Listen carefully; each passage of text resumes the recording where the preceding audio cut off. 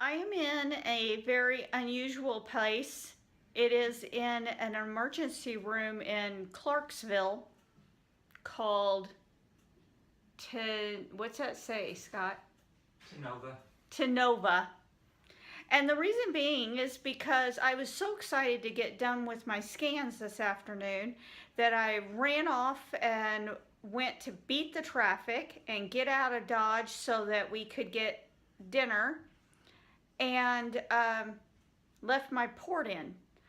So we found out about the time we hit Clarksville that there's a sister hospital in Clarksville that would have all of my Vanderbilt records on file, and sure enough, they did. So I had to sit in the ER with lots of sick people and injured children, get assigned a room, get checked in, get my port out, and now I'm waiting for registration. I had to let a doctor come see me, all so they could take my port out and put a little band-aid there. So it's always something new, and that was the new thing today. On that same note, got my scans done today, and I will find out results next Tuesday, and we'll let everybody know. Bye-bye. Hello, I am back at Deaconess Hospital again. Been here, let's see, it is Friday, and I've been here since Monday night, and I will probably be here a couple of days more at least.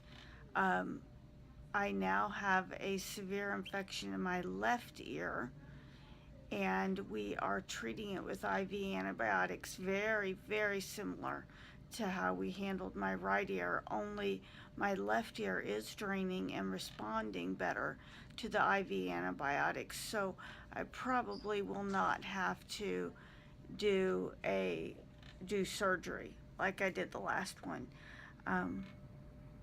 Praying that I don't.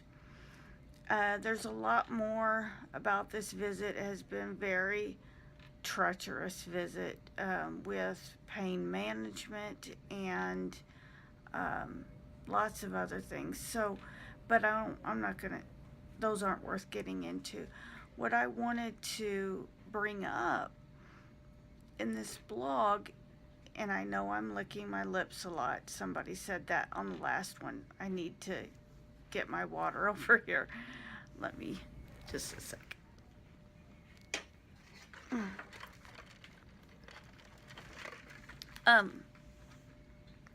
What is a big deal about right now is here in a few moments I'm going to have someone come in and talk to me about palliative care. For those of you that don't know, palliative care is hospice, like it. And that's about all I know. I hope to learn a lot more about it. Because of the issues we've had with my pain management, the doctor felt that it was time for me to start learning more about palliative care. So that's what we're going to do. And it's kind of scary. Jeff's going to be on the phone, conferenced in, while she meets with me. Because when the time comes that I need that kind of treatment, he will be my primary health provider at that time. So that's all for now. Whenever I learn more, I'll share it. Bye-bye. Hello, everybody. Today is Monday.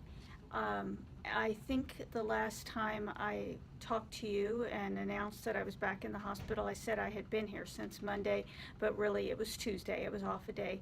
So as of today, it's a full week. And thankfully, I just got the green light that I get to go home today. This trip seemed like it was much longer than it had been in the past, and I think that's because last time I had surgery, I was sleeping a lot. This time I was wide awake for most of the pain that I endured. Here I am on the dry mouth again.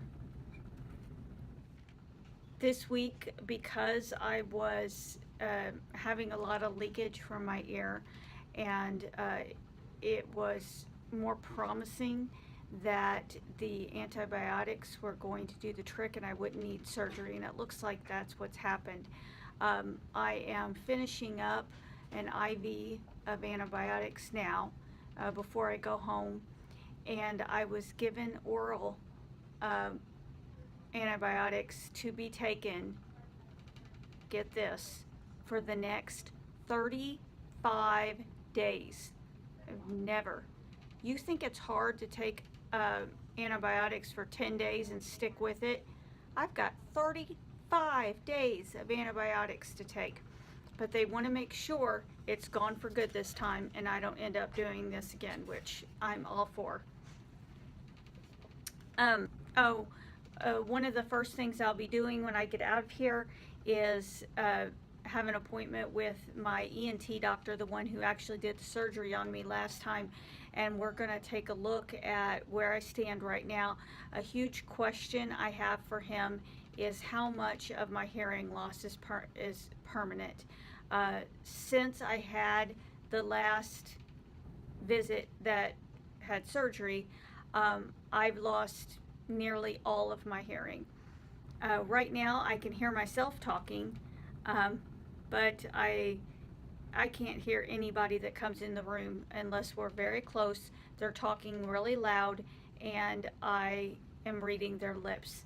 I can no longer watch television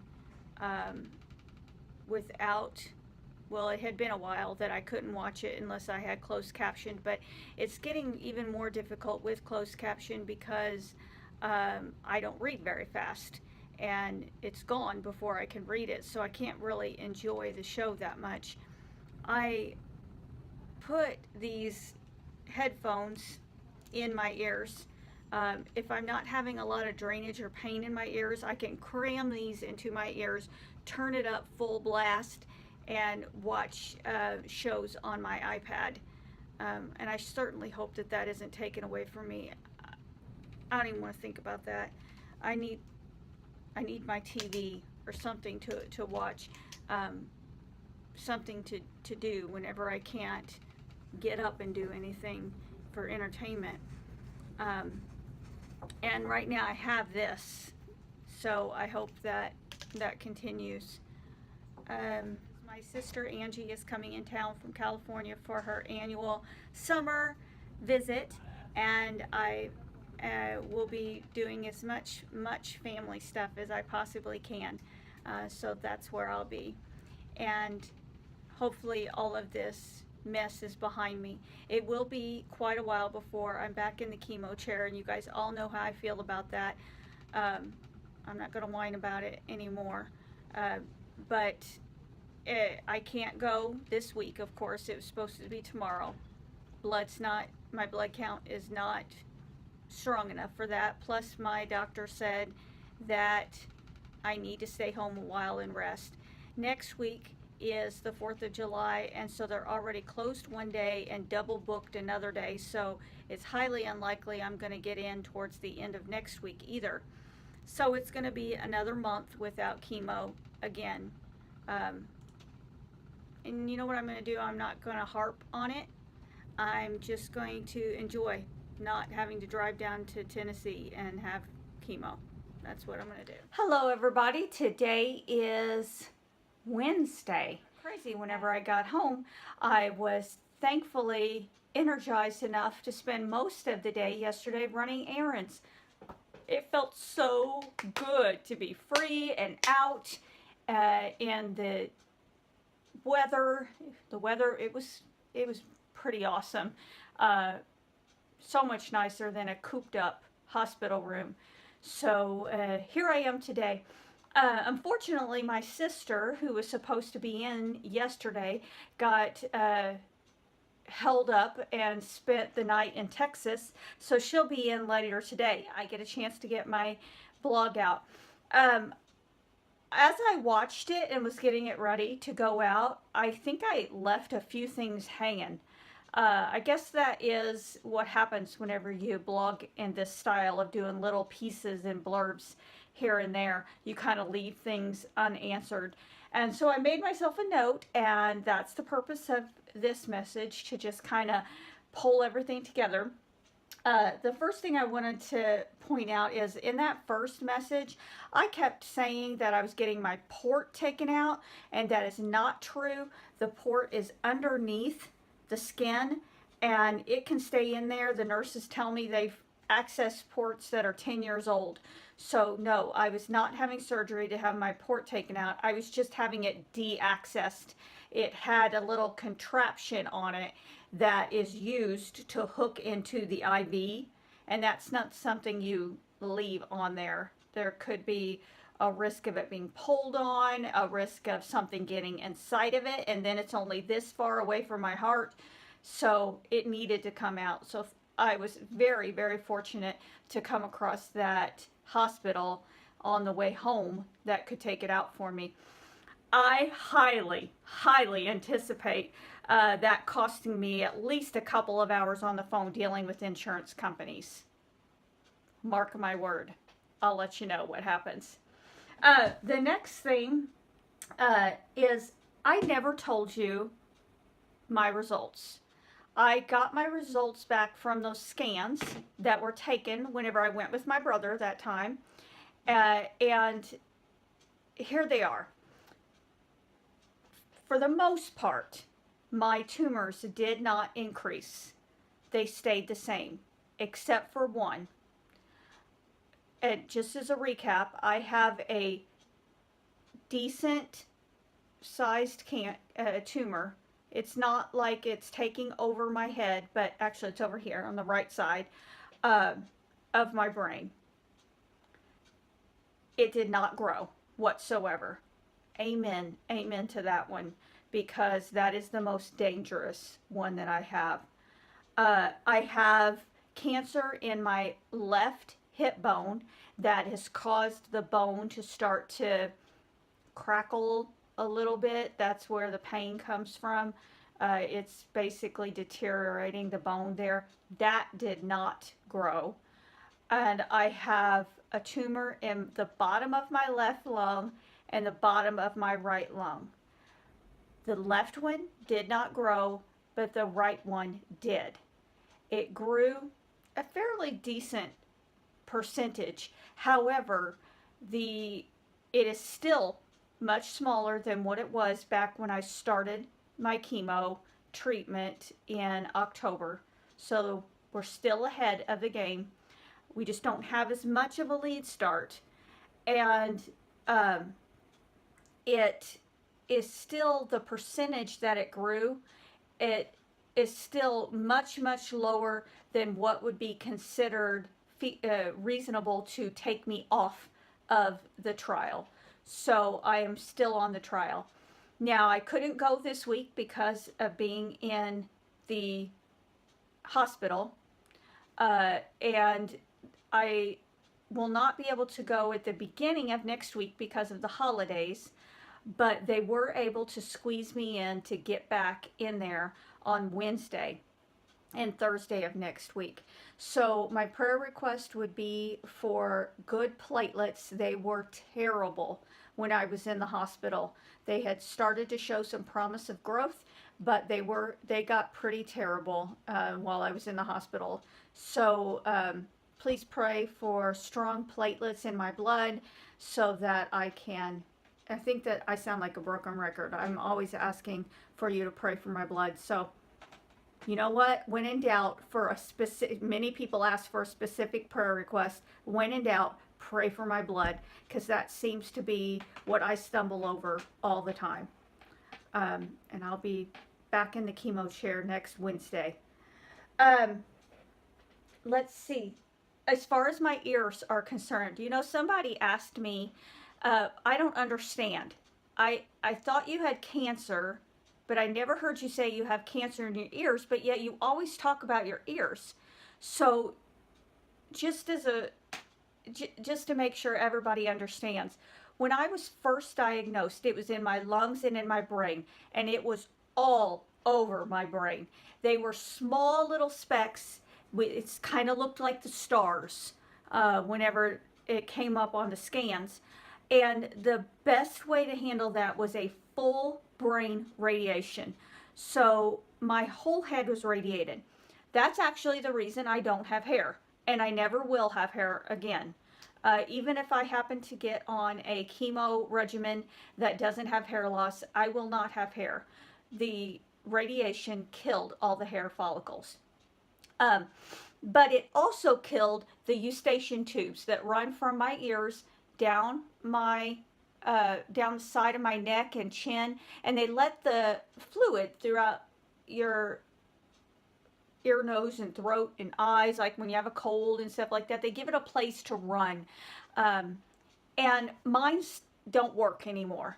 So to do that, to allow for some drainage, I got tubes in my ears.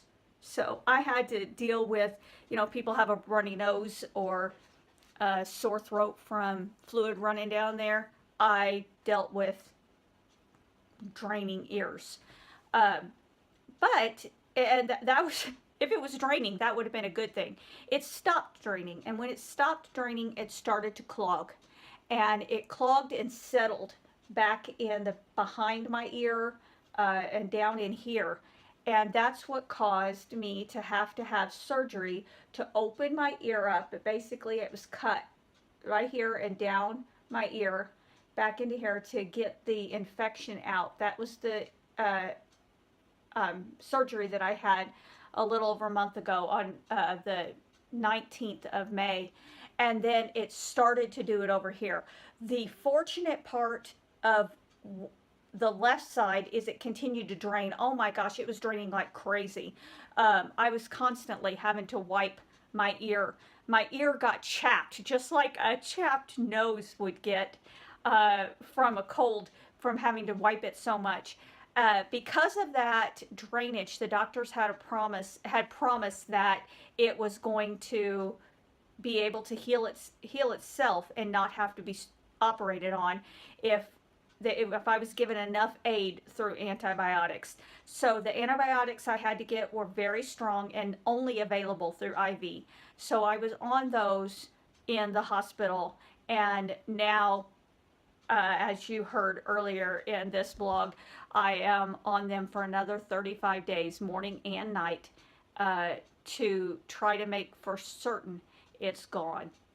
So that's what the deal is with my ears. It is a side effect from my brain radiation, which was a lifesaver. If there's something I'm not talking about that you're curious about how I'm dealing with it, I'm willing to answer that too. So throw a question out there.